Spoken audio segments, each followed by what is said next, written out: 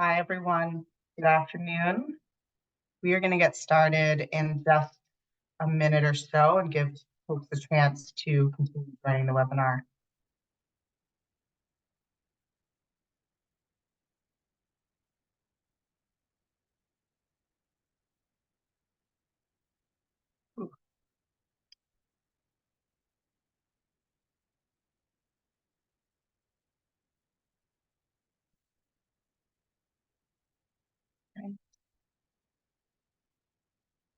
Hi, everyone. Thanks so much for joining us this afternoon.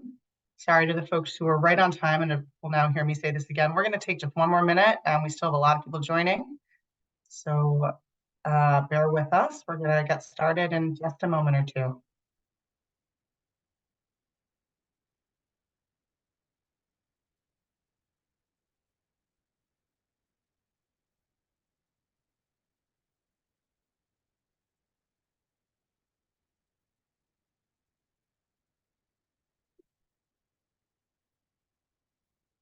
Thank you so much, everyone, for making time in a busy week, a busy month to join us.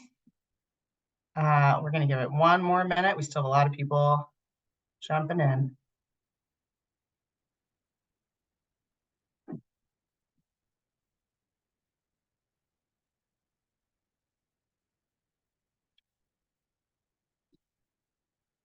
All right. Well, out of respect for everybody's time, we are going to go ahead and get started. Here we go. So good afternoon, everyone. We're so glad that you've joined us for this installment of the Joyce Foundation's Lunch and Learn webinar series. It's our first of 2024. Looking forward to another year of great conversations in the gun violence prevention and justice reform space. This webinar is entitled Using Public Funding for Community Violence and Prevention Strategies, Successes and Challenges. My name is Luisa Aviles. I'm a Senior Program Officer in the Foundation's Gun Violence Prevention and Justice Reform Program, and I'm so delighted to be joined today by Daniela Gilbert, who's the Director of the Redefining Public Safety Program at the Vera Institute of Justice, and Sasha Cotton, who is the Senior Strategy Director at the National Network for Safe Communities and the former Director of the City of Minneapolis' Office of Violence Prevention. So before we get started, a little bit of quick housekeeping. First, today's webinar is being recorded and in the coming days will be made available on the Joyce Foundation's website. Second, we expect to have at least 20 minutes for question and answer, and we encourage you to drop questions into the Q&A function at the bottom of the screen just as they come to you, even if the presenters are still speaking. That way we're not going to interrupt their flow, but we'll be able to have your questions ready when we get to the Q&A. And finally, after today's discussion, we're going to share key materials referenced during the webinar. So before I hand things over to Daniela and Sasha, I want to take a moment and just share a little bit of background so that we're all starting from the same place. So as many folks know, as the country has continued to grapple with an epidemic of gun injuries and deaths, a growing number of policymakers have weighed the creation of new local, state, and federal infrastructure specifically charged with reducing gun violence. Alongside police departments and other traditional institutions of the criminal justice system, these offices of violence prevention, also known as offices of neighborhood safety, are increasingly tasked with leveraging public resources to prevent and intervene in gun violence. But we don't know very much about how the offices are staffed, resourced, managed, how they work, how they partner with existing governmental structures, and what potential they have to improve governmental approaches. So during this webinar, Sasha and Daniela will be discussing Vera's newly released report, Coordinating Safety, Building and Sustaining Offices of Violence Prevention and Neighborhood Safety, which they developed in collaboration with the National Network of Offices of Violence Prevention. And with that, I'm going to turn this over to Daniela and Sasha. Over to you all. Great. Thanks so much, Luisa, and good to see everyone. Good afternoon. I'm going to go ahead and share my screen.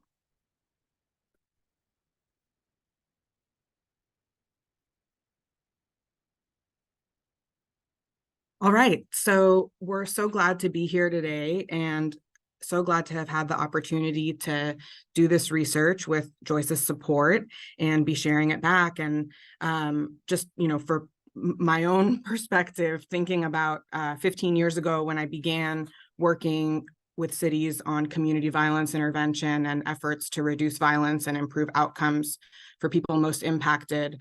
I couldn't have imagined getting to this milestone where there are nearly 50 offices of violence prevention or neighborhood safety across the country and more in development. So excited to be here today and be joined by the illustrious Sasha Cotton. I'm going to share our findings, and Sasha will share some remarks and observations, and then we'll transition to the Q&A. So just briefly, the Vera Institute of Justice works to end criminalization and mass incarceration of people of color, immigrants, and people experiencing poverty. And we work alongside community members, local organizations, and government to develop solutions, test their impact, feasibility, and then when successful, scale system change to communities nationwide. Our Redefining Public Safety initiative, which I lead, specifically focuses on transforming how safety is produced across the country. And even with the growth of offices and increasing investment and support for community violence intervention, the model most communities in America follow today typically still assigns the majority of public safety responsibilities to law enforcement and our criminal justice system. And this approach not only fails to produce consistent and sustainable public safety, but has also caused harm, especially to Black, Indigenous, Latina, and other people of color. So government agencies and community stakeholders alike recognize the need to work together in a new way to produce safety and enhance and sustain both prevention and response efforts, investing in support over punishment and right-sizing the role of policing, And so our goals or strategies really are to both build and institutionalize effective civilian-led public safety infrastructure, as well as discontinue harmful policies of the current enforcement-centered system. So moving straight into overview of the research project, I'll do that and then share findings and recommendations. We'll talk about implications and opportunities based on the findings, and then shift to Q&A. So shifting to our report, with beginning with the intended goals and audiences and data sources, we really wanted to elevate what's showing promise in the field and support efforts underway, as well as guide emerging efforts. And for that, we had a few audiences in mind. We wanted to generate findings that would inform local government leaders interested in starting and supporting this work. And as you'll hear, there's a lot that policymakers and government stakeholders can do and need to do for offices to be successful. So we really wanted them to understand what's happening across the country and to learn from it. We also wanted to equip both advocates and funders with the information about what works as we collectively strive to advance equitable safety outcomes that can enable communities to thrive and build power accordingly. And importantly, we wanted to produce findings that would be encouraging and supportive to office leaders and staff who are really leading the way in transforming what government does to reduce violence and increase safety. So to that end, it was really critical that we conduct this research in partnership with the National Offices of Violence Prevention Network. And the network's co-founders, David Mohammed and Devone Bogan, were really driven by a belief that offices of violence prevention and neighborhood safety could be a powerful tool in helping to restore health to communities impacted by violence, and understood the importance of providing mutual support and guidance to this emerging field, which they are vanguards of. So we're really grateful for their enthusiasm about this project and for all the network's members' interest and contributions of time, experiences, knowledge, and feedback throughout this process.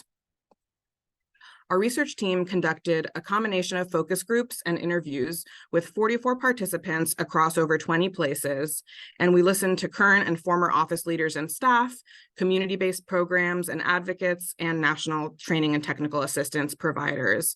The offices that participated in focus groups or interviews spanned geographic regions and represented a range of sizes and tenures of existence. We also included places developing offices and conducted extensive desk research to review available materials and news coverage to make the most of our time with participants. So after synthesizing our preliminary findings, we shared them back with all the participants of the research project, as well as the National OVP Network as a whole, and 15 national training and technical assistance organizations to make sure we were generating findings in alignment with others' observations and expertise. So transitioning to some basics on offices, here's the definition that emerged from our research. Offices of violence prevention are offices or departments that enhance community safety using supportive approaches that decenter law enforcement as the primary response to violence.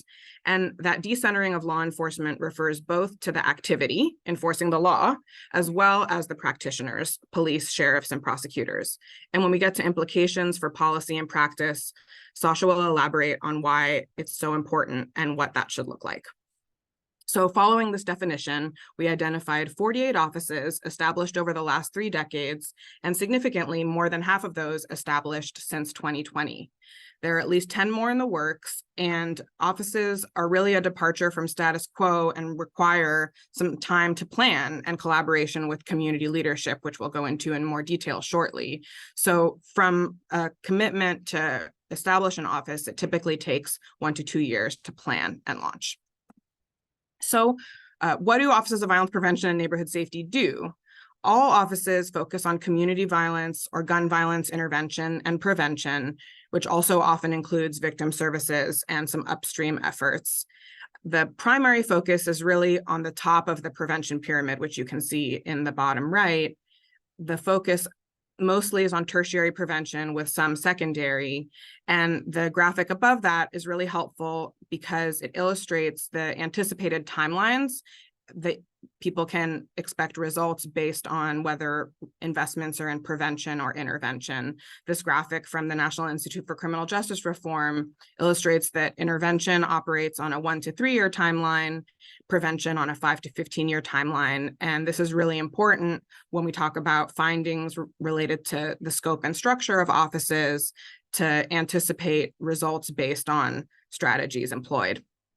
So in addition to that focus, other offices focus on domestic and interpersonal violence and other forms of violence related to gender-based or sexual violence. The majority of offices have this focus specifically on violence, but some also have a broader focus on reducing over-reliance on policing by expanding civilian-led programs or strategies, most commonly civilian teams responding to 911 emergency calls. So that's the intended focus of offices. And in terms of their functions, offices lead the development and implementation of comprehensive plans. They also play a critical role in coordinating government and community partners and establishing whole of government and whole of community approaches to reducing violence. Depending on the place, landscape, and resources, some offices do this through staffing in-house, some contract with community-based organizations, and some do a mix of both. And as part of this, offices can, in a lot of ways, really do support the necessary capacity building at community-based organizations to enable them to provide the public safety functions that are required. So if I can just jump in here and make a point, I think that the piece around capacity building is often lost or not highlighted in the level of importance that it should be. We recognize that violence prevention is an emerging field, particularly within government, although community has been thinking about this for a long time. That being said, the capacity building around the use of evidence-based practice, the collection of data, reporting, because we know government systems aren't necessarily designed to do this work organically, becomes really important in creating an opportunity for the communities most impacted to lead the work. And so I really just wanted to highlight the importance of offices thinking about their role around capacity building, programmatically for sure, but operationally in particular, because we know that small organizations that are led by folks most impacted often don't have folks in place with accounting backgrounds or legal backgrounds or some of the things, data that we know become really important when we're working inside of government. And so thinking about that on the front end and how you're going to support the agencies that would be doing the work if you're going to contract with CBOs is just a really important thing, I think, for agencies that are developing right now and for those that aren't doing it to consider. Thanks so much for emphasizing that, Sasha. And I think in particular important because what support looks like really depends on the local context, and people can talk about support conceptually, but it's it's critical to understand what that actually means, that you're really outsourcing public responsibilities. And so the public institution doing that has a responsibility to enable the folks who are being hired to do that to do it successfully to the extent that they can. So, so thank you for that. And shifting, I think muting, oh, there we go. So shifting to office budgets and staffing.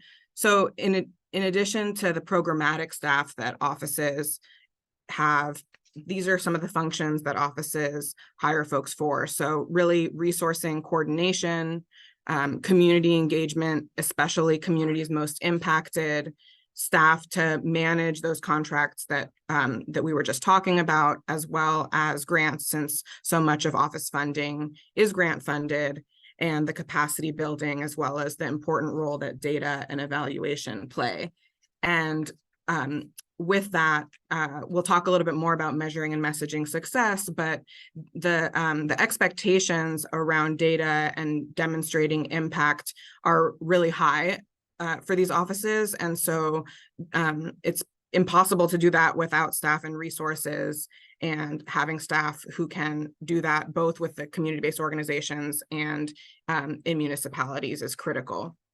And so in terms of funding, most offices are funded through a mix of general budget funds, grants, and federal funds. And the American Rescue Plan really played a big role in launching this work. And so, for example, Baltimore's Office of Neighborhood Safety and Engagement had $50 million over 3 years to build out their services that had been, ongoing needs, but now many places are in a position to have to figure out how to backfill those resources with the ending funding.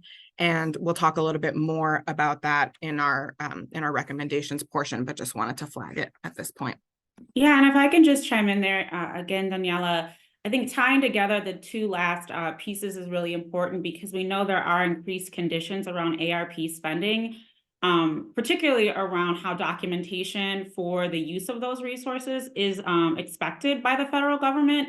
And so this again becomes a capacity issue, because if agencies have been working on general fund contracts and now have a higher threshold for data collection and reporting, it's really important for that capacity building to happen as early as possible for those CBOs doing the work, and for directors and OVP staff to really be in the weeds with agencies on how to do that reporting as early as possible. I know we're hearing from small organizations all over, definitely in the Midwest, who are now having a higher threshold about reporting, and it's creating a burden for some of those agencies who have done really good work, but weren't necessarily told on the front end about how to collect the data needed for ARP reporting. So just sort of flagging that for folks who are doing that work as early as possible, ensuring that you're getting and really laying it out as plainly as possible, and being a resource to those CBOs on how to collect that data and making it as easy as possible, recognizing that that's likely not their strength. Their strength is doing the work and reaching the people. And so I think it's just a really important piece to contextualize that we want our folks to be doing the work and leaving the sort of technical aspects to the city to the degree that is possible. Absolutely, thank you. So moving into the findings and recommendations from our report, and starting with the office origins, establishing offices really requires engagement with both government and community stakeholders through every point in the process. And there are a couple examples of practices that have been promising and helped set offices up for success. One I want to highlight is St. Paul, Minnesota's advisory board made up of community members and government stakeholders. So in 2022, the Office of Neighborhood Safety was established as an outcome of the city's strategic planning process to re-envision its public safety systems. And the city partnered with the Citizens League and the Harvard Kennedy School Government Performance Lab to facilitate a planning process and convene a 47-member commission of community stakeholders and folks from sectors ranging from education, business, faith communities, and cultural and affinity groups, and also required the participation of government agencies. And Sasha, you were part of that committee. If there's anything that you want to add about the importance of who was at that table, that would be great. Yeah, absolutely. I was a part of that. And I think it can sound overwhelming to have a committee of that size and to pull that off. So kudos to the city of St. Paul for the hard work on that and the partners. I think part of what also gets accomplished when you do that is you really set the stage for how players are going to show up in the work moving forward. Mm-hmm. And you develop a baseline among government officials, key philanthropic partners, and other community stakeholders about why violence prevention is important and what it is. I think it's, again, really important for local government to help residents, constituents, businesses, and others understand what violence prevention is and what it isn't, to ensure that it doesn't just become sort of a police support agency, but that it authentically has a role in creating community safety, separate and in alignment with policing. And you can do some of that shared teaching and learning with these kind of tables that are helping to build this strategy from the brick and mortar. So it is a great model to consider when offices have the time to do so. Yeah, and that important distinction about the function of offices also needs to be mirrored and championed by city leaders. So mayors and other local government leaders are really critical in mobilizing city resources and policymaking to establish these offices. For example, through city council ordinances or executive orders. One example that's worth highlighting is in Newark, Mayor Ras Baraka announced the passage of an ordinance in June 2020 to create the office there, and it really built on years of work. And where violence prevention work has been happening, regardless of scale, these offices have to acknowledge the lack of resources around this field and really endeavor to build on past work and respect it rather than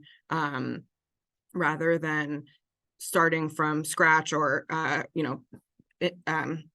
advancing the idea that starting from scratch when people have really been working on this for a long time. So in Newark, the mayor established that the office was an integral part of the city as part of the ordinance, officially part of public service architecture, like any other social service that the city is duty bound to offer. And so making a distinction that it has a critical role to play in public safety and is an important independent component of that.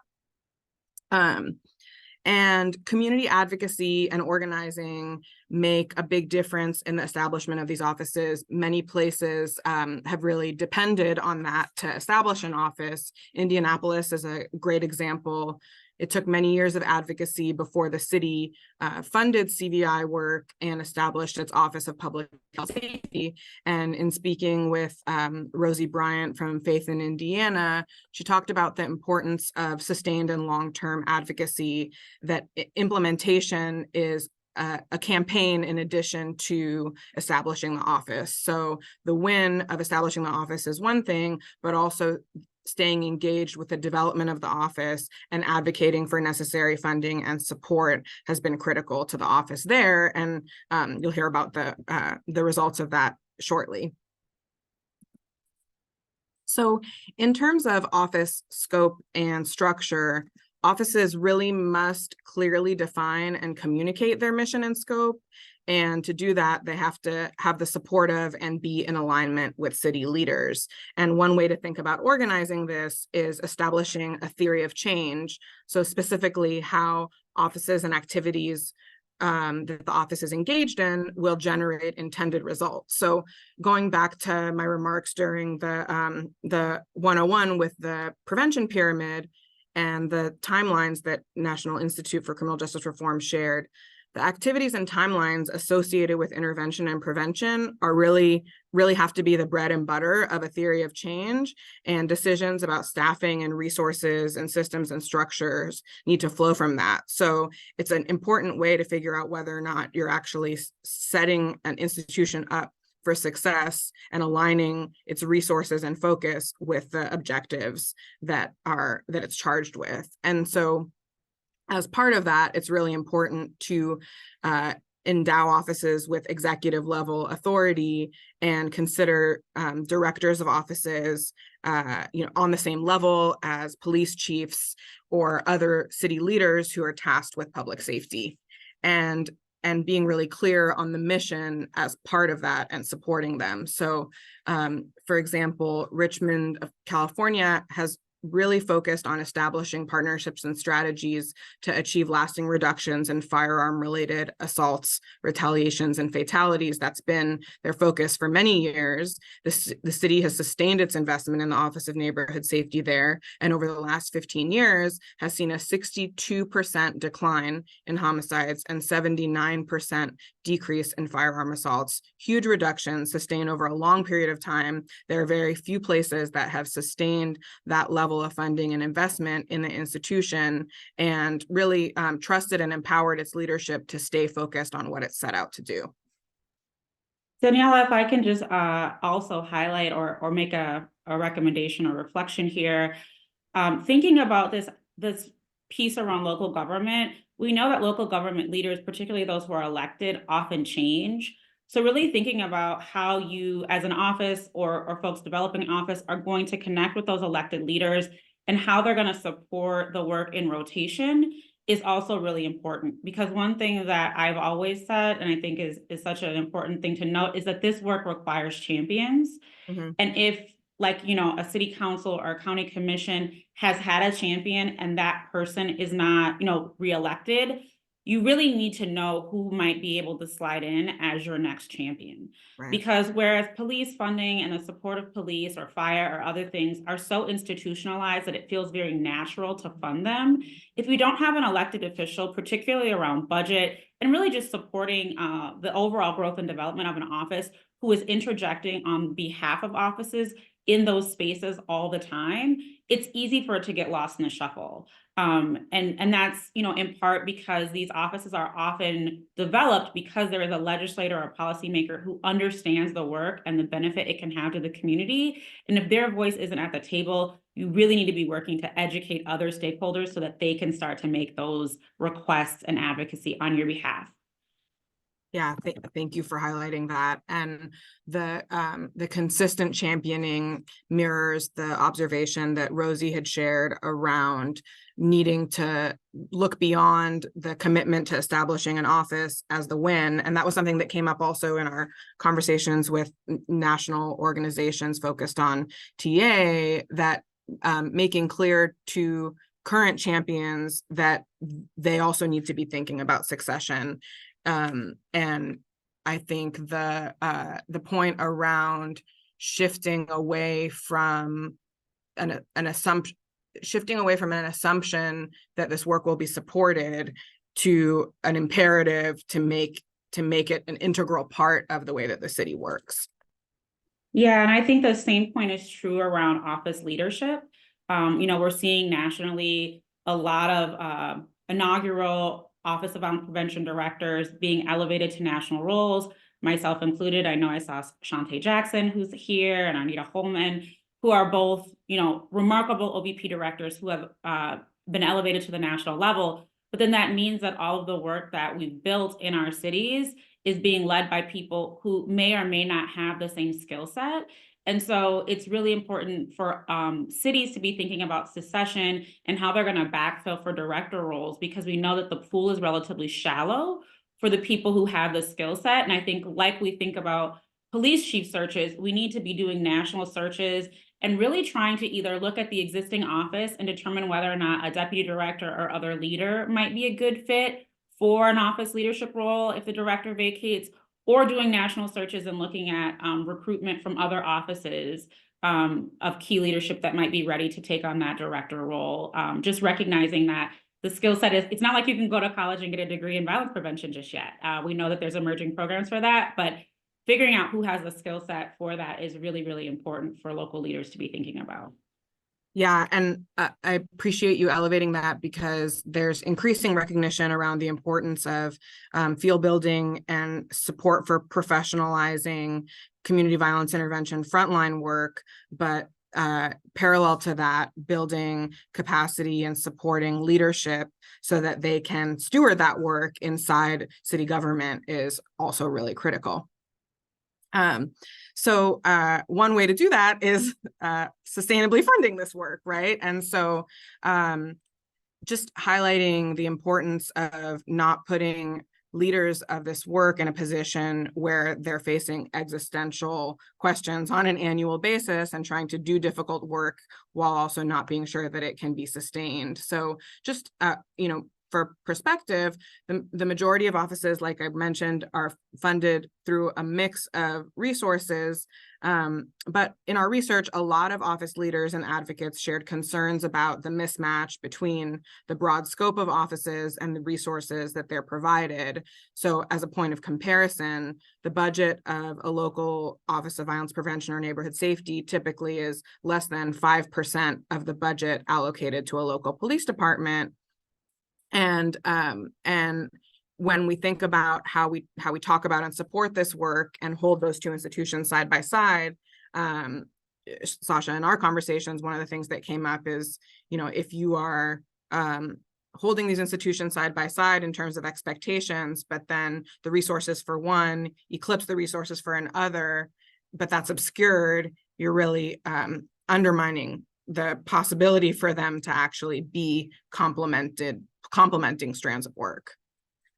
Yeah, I think that's an absolutely important point to make. We recognize that most offices of violence prevention are receiving a fraction of the funding that police departments are receiving, but in cities where I think with good intentions, policymakers want to elevate violence prevention work, they are often paralleling, I support our chief of police and our director of Office of Violence Prevention, they have my full support, which in theory may be true, but in practice, if they're not receiving the same level of budget allocation, they're not receiving, in scale at least, the same sort of organizational and operational support and flexibility, because we know that police departments often have the ability to safe house witnesses and, create safety for them in an expedited way that can sometimes be really challenging for OVP directors to get that same kind of grace.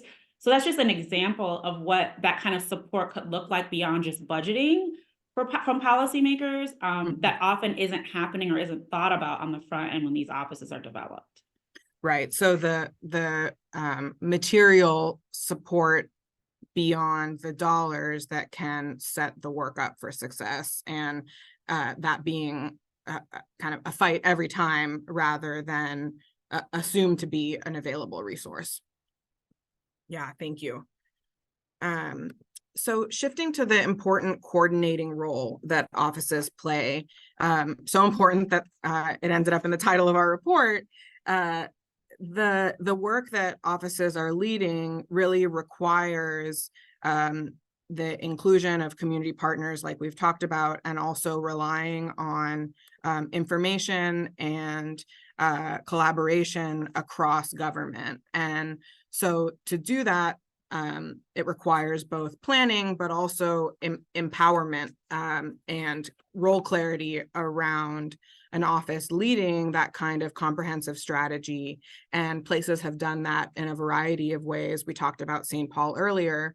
Mecklenburg County, North Carolina drew on the input of more than 400 community members and ultimately developed 20 strategies across 5 areas of focus that they are now in the position of stewarding and managing. So the office really serves as an anchor for the work that was collectively planned.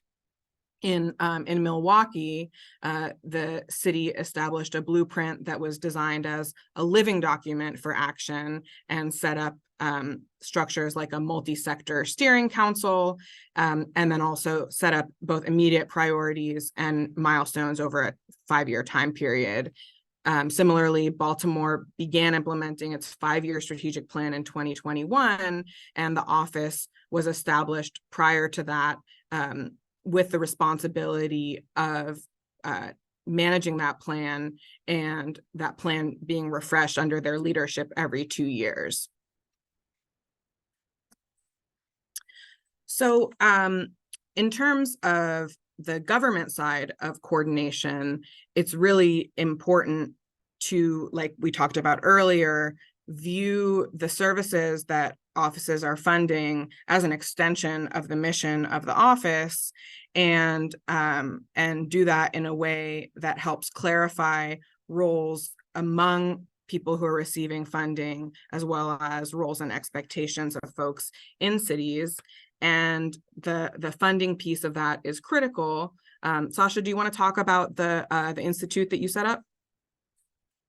Yeah, absolutely. So, for us, we built the Blueprint Approved Institute, which was really designed to do that capacity building piece, and really bridge the gap between community and government, and ensuring that partners both have the soft skills, which they're often more efficient in sort of reaching the demographic that we want to reach, but also have the hard skills to be successful in contracting with local government, which we know oftentimes can be a real barrier and prevent smaller organizations who have the reach from getting contracts with the city. So that was a really important piece. I also think that this whole concept of investing and building the stakeholder management and coordination is so important and ties back to the need for support from national technical assistance advisors and agencies. I think particularly when there's transitions in leadership, ensuring that a new director or leader is really plugged into those technical assistance opportunities, whether it's through the OVP network, agencies like Cities United, both of the organizations that you and I represent, can really be standard bearers for what violence prevention, again, is and isn't, that is so needed in ensuring that the work doesn't get derailed or that there's not mission creep. And the political authority piece of that ties back to the structure of the office and positioning the office at a level where they're not so buried in the bureaucracy of a municipality that their efforts to coordinate fall flat. Absolutely. I mean, one example that I think is so important to bring up is the idea of processing invoices and making it as seamless as possible. We know that these small agencies, especially in cities where reimbursement is how funding is happening, are really dependent on that being an expedited process. And so really trying to remove any of the loopholes that make that hard, or that would make an invoice get bounced back on the front end, are really important. And this is an opportunity, I think, for directors and Office of Violence Prevention staff to work with their finance departments and invoice and procurement departments on both long-term changing their policies to address this need, but short-term finding the workarounds to expedite those invoices. So for example, one thing that I did in Minneapolis was work with our procurement office to elevate people-centered work to the top of their invoice piles so that they weren't competing with things like payment for water or paper. And those are simple workarounds that you can often design with a director as sort of a good faith effort while you're trying to change the policies long-term. Yeah. And so in the interest of time, I just want to mention a couple things about measuring and messaging success, and then I'll pass it to you, Sasha, for a couple closing remarks before we get to questions. So given the politicized environment that offices are working in and the range of expectations, setting up systems to measure work that offices are doing both in the near term and longer term is really important. Flagging a couple examples of places if folks are interested in the specifics of that, looking at how Washington, D.C.'s Office of Neighborhood Safety and Engagement, as well as Baltimore's, are great examples, Mecklenburg County in North Carolina and St. Louis. And in terms of sharing out information, Stockton, California's Office of Violence Prevention does data cafes where they share out information and really help people understand the work that these offices do, given how different it is than the work that government typically does. So Sasha, I'll pass it over to you before we transition to questions. Yeah, I think a lot of the points that I wanted to make, I was able to interject with, but I think primarily it's just important to be reminded that the work of Offices of Violence Prevention and Offices of Neighborhood Safety are not innate or organic to government. We know that community is often thinking about these things and government is playing catch up on trying to design and develop ways to respond to it.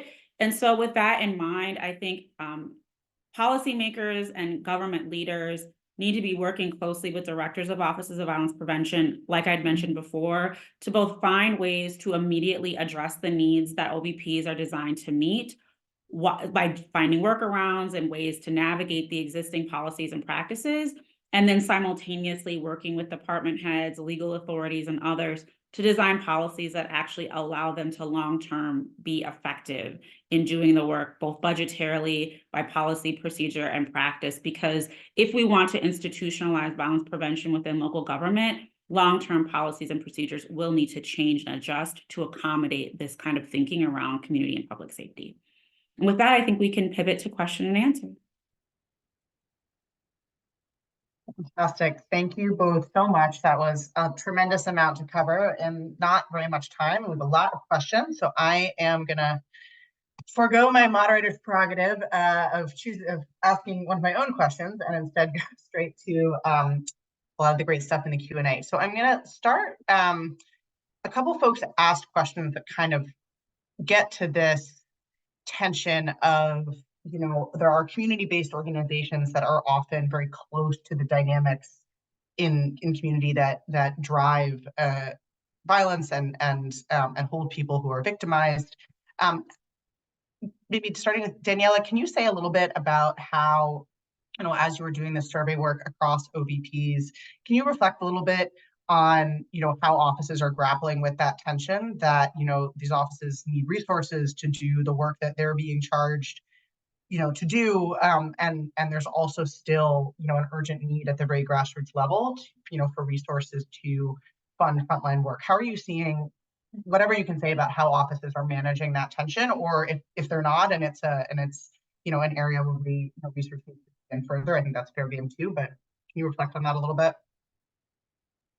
Sure. So I think the goal of increasing funding to community-based organizations over time needs to be clear and shared. And so as offices are getting organized, trying to think of part of their work as leveraging their existence so that resources can flow into communities, and then also creating at levels above local, right, creating at the state and federal level resources that are specifically earmarked for one or the other, and not creating a dynamic where, you know, part of the need for these offices and establishing them as a policy solution was in recognition that government is not operating in a way that leads to the community level outcomes that people all want. And so that coordination capacity is really critical, but there also has to be work that's resourced to coordinate. And so being clear-eyed about the decades of scarcity in this sector and being transparent about what funds are available for which of those purposes is really important. Also, around the measures of success and measuring work, it's important to have metrics for what the office itself is doing, whether it's around coordination or the capacity building work, so that people can see why it's important to resource both. Thank you. I'll follow that up with, we got a couple questions that aim sort of at better understanding the presence of offices of violence prevention in gun violence prevention work more broadly than community gun violence. So maybe again, Daniela, I'll pass these to you and ask Sasha to reflect on this as well. You know, the position of having, you know, held a very big portfolio as the Minneapolis OBP director. Shane asked, you know, about populations specifically impacted by mass violence and what connections OBPs have, you know, to work that supports communities impacted by incidents of mass violence. And then we had a question as well from Lainey around any role that offices play in ensuring the violence prevention laws are enforced. Extremist protection laws aren't enforced equally, they're not used equally. And is there a role that OBPs have in bill implementation, or are those things, you know, meaningfully segmented out from most OBPs' missions? Great, thank you for those questions. So looking at the origin stories and emergence of these offices, they have been created around creating institutional support and addressing community violence primarily. That's not to say that those other forms of violence don't deserve and need that level of coordination, the field of these offices is relatively young, and a lot of them have emerged in response to local needs. So that's, I think, one thing that I want to mention around the proportions of violence. A lot of incidents of violence that are mass shootings or get a lot of attention certainly require response and are a relatively small fraction of gun violence. Deaths by suicide are a much greater proportion of gun violence than most people typically understand. And the types of interventions that you might set up to address that are pretty different than what you would set up if you're trying to address interpersonal violence, whether community or intimate partner.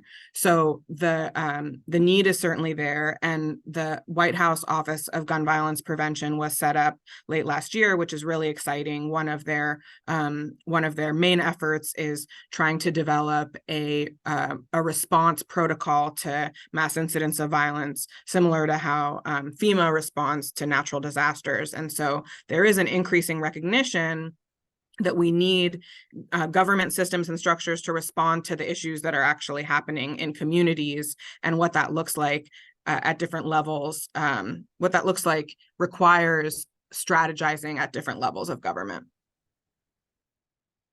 Yeah, and I'll just reflect quickly. So a couple of things. I agree with Daniela that scope and scale around these offices has been really focused on responding to community violence. And I think it's important to think about the skill set that you are building within an office, because we don't want to be asking people to do tasks that they're not well qualified or positioned to do, because that could do more harm than good.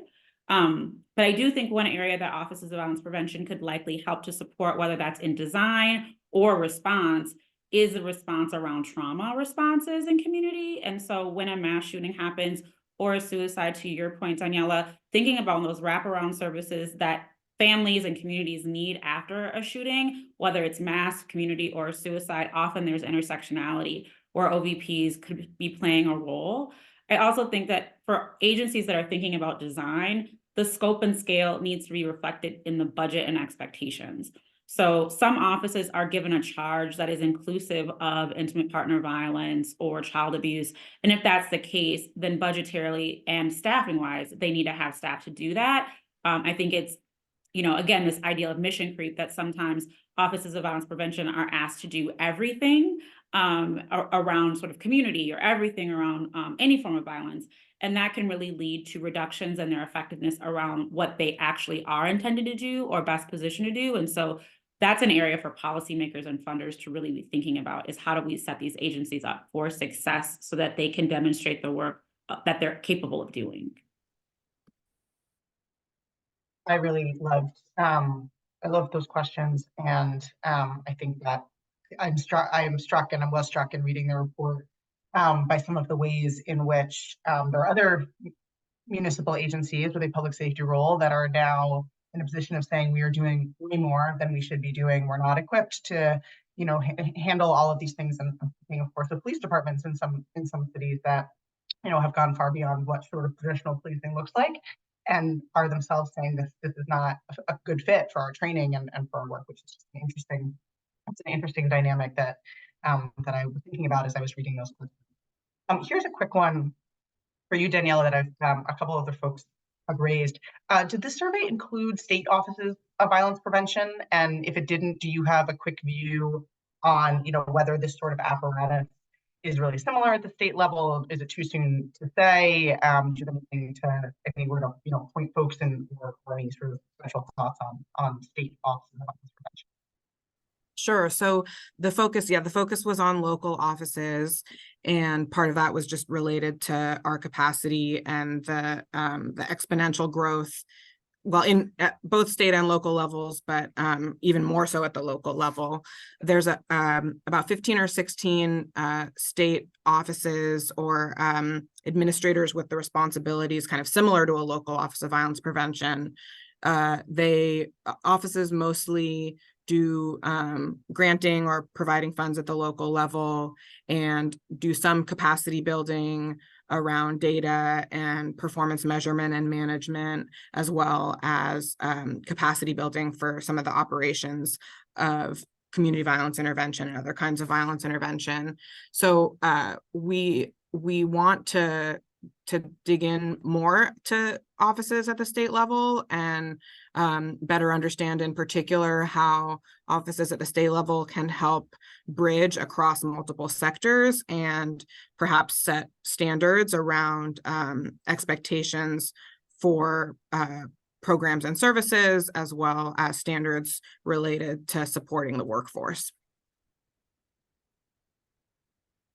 Another question from Nicole in Texas.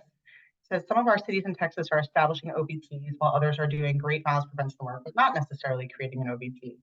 And her question is, should we as advocates push them to fund an office specifically? And, what, I'll paraphrase a little bit, sort of what evidence do we have to make that case versus other strategies? And I'll also sort of nest that into my own broader question of like, what is the next line of research here based on this report? Because this was sort of the first in-depth, the National Network of Offices of Violence Prevention does a landscape scan of their membership. Someone had asked earlier, how are these offices selected? And Daniela can say more, but I think it was very much, my understanding is that it was largely based on the active memberships of that network. So they've produced some scans, but this is the first really deep dive into the field of OBP. So I'm curious, Daniela, do you feel like does the research justify saying like we should absolutely have an OBP versus other things? Is it too soon to say that? What are the next couple of questions that you're interested in asking at the intersection of research and practice to understand, how to think about this at an advocacy and policymaker level?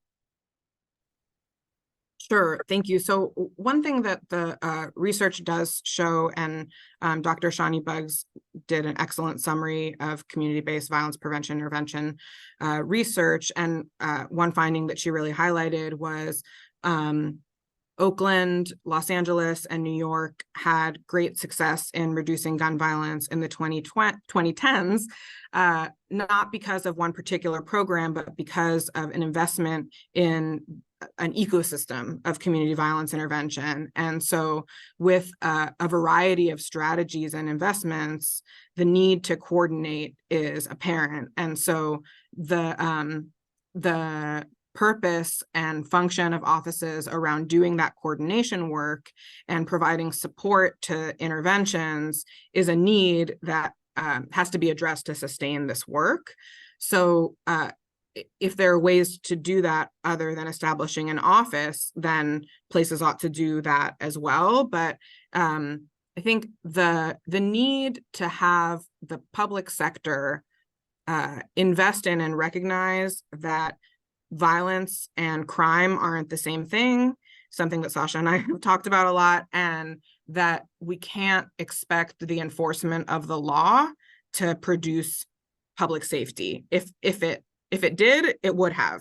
And so from an institutional and ideological point of view, having a function of government that is not part of the criminal legal system, but focused on producing public safety, on coordinating strategies, on setting expectations that these are issues that shouldn't exist and that need to be addressed, and that government is responsible for addressing them, is important. And so in terms of the next round of research, I think the big research questions are really about what's required to ensure the sustainability of offices, given how young the field is. And, our research identified the core factors at this point in time, but it's important to, do process evaluations and really examine the ways that offices are working to better answer the question that Nicole had, and also creating some standardization around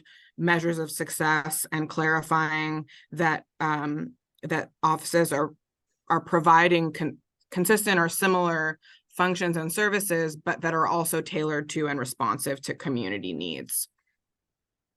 Anything you'd add, Sasha? Yeah, I think the only thing that I would just double down on is that if we all agree that local government is largely responsible for public safety, and that public safety is more than just policing, then having offices of violence prevention or some place within local government that is responsible for violence prevention feels essential, right? Like it feels really important. Because otherwise we're letting local government off the hook a bit, and we're also not institutionalizing it in such a way that is consistent over different political climates. So you get a new mayor, you get a new city council, and then all of a sudden the interest or investment in that work is no longer there. If there's an office, it becomes much more likely that that work will be consistent, even if there's budget fluctuation. Right. And I want to go back to the, more than half of existing offices were created since 2020. And in addition to, rising levels of gun violence, it was also a moment in our country's history where there was a recognition that policing cannot be what we rely on exclusively to produce safety, and that we need to reimagine public safety. A lot of places set up task forces to do that. And there's a handful of offices, I think I mentioned this earlier in the presentation, that do support and coordinate other kinds of public safety innovations that position civilians and community leaders as producers of public safety, 911 civilian response being one of them. But this need to really create infrastructure that is keeping in mind certainly the goal of violence prevention, but also the goal of managing and facilitating a whole of government approach. And police can't and shouldn't be the center of that, because when they are, it defaults to police being the center. So police actually are ill-equipped to anchor the needs that municipalities face around this work. And so someone really needs to. Yeah, I agree. I think it also brings up the point of what you mentioned being there's violence prevention, which is often on the front end, and trying to do that work before law enforcement, is called, or municipal government is called. They're in neighborhoods engaging on that front end and responding to the needs that are organically known by community. And then there's alternative response, right? Which is this sort of civilian response, the 911 work. And I think it's also really important for municipalities to be calling out the distinction between those two things, because they easily get conflated. And I think that, 911 deployable resources are really important to thinking about how we better respond to the needs of our communities, but they are different from violence prevention. And I think if we don't call those things out, we can get ourselves into a very complicated situation. We have time for one more, maybe two more questions. So I'm going to try to condense a few of them. There are a couple of questions that came in about funding for the offices. One that asked, are there federal funding sources currently supporting offices beyond ARPA? And for folks who don't know, ARPA is the American Rescue Plan Act funds that expire in 2026, but provided sort of an influx of one-time funding.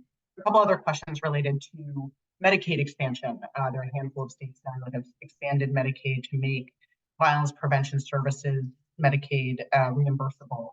Questions that, are there any city offices that are, really thinking about that? So I think the sort of maybe big, the umbrella question to you all is, can you say a little bit more about what the sources of public funding for these offices look like, and is anyone, are you seeing any particularly promising examples in the research of how offices have are thinking about sustaining themselves? I fear the answer might be no, but perhaps I will be pleasantly. So I can reflect on historical context.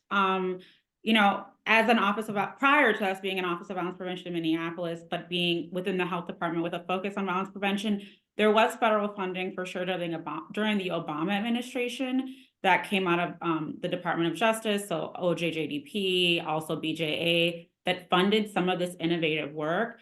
And offices are eligible, but they're also looking at community-based agencies. And so it kind of does create this competitive nature between the community orgs and local government. And I think it would be helpful to have a streamlined process for local government to apply with that is separate from that neighborhood local entity for nonprofits. And so at this time, I don't think there's money that's particularly for municipalities, but there are places where they are eligible candidates at the federal level. And the CDC also does some of that. And Daniela, feel free to chime in with any other things you know about. Yeah, I was just going to add there are a lot of funding sources federal funding that offices would be eligible for, that law enforcement agencies are also eligible for, and because of the infrastructure that they have and having applied for grants over a period of time, whereas offices are newer, they may be better positioned to get those funds. And so that also goes back to having, to having a jurisdiction-wide plan and strategy that's actually being managed. So there's a line of sight into all of the resources that are flowing into a community, and they're being coordinated intentionally and planfully, so that within a municipality there's someone who has in mind all the different grants going to violence prevention and intervention work. Even if they're embedded in the criminal legal system now, thinking about how those can be leveraged and then shifting to an office over time. Thank you so much.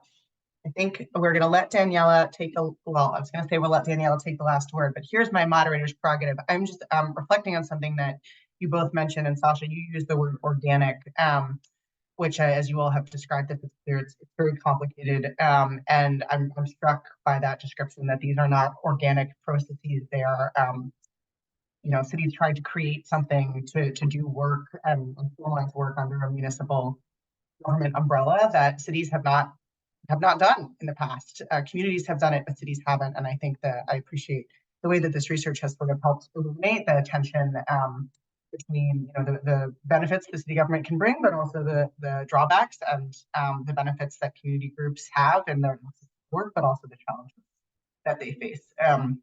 So thank you both so much. This has been really wonderful. Thank you all for your questions. I regret that we couldn't get to all of them, but that's a sign that we're talking about the right topic. So thank you all so much for joining us today. We're so grateful to Daniela and Sasha and to you all for your time. This webinar will be made available on our website along with the slide deck in the coming days. We'll also send it out by email within the next couple of days to everyone who registered. So you will get copies of the webinar and the slides and some associated materials. Our next Lunch and Learn webinar will be Wednesday, February 7th from 11 a.m. to 12 p.m. Central Time, and we'll feature a discussion entitled Reimagining Public Safety, Community Listening Sessions with Black Communities and Public Defenders. So thank you all again so much. We wish you a peaceful and restorative and productive rest of the day, and we will see you next month. Take care, everyone.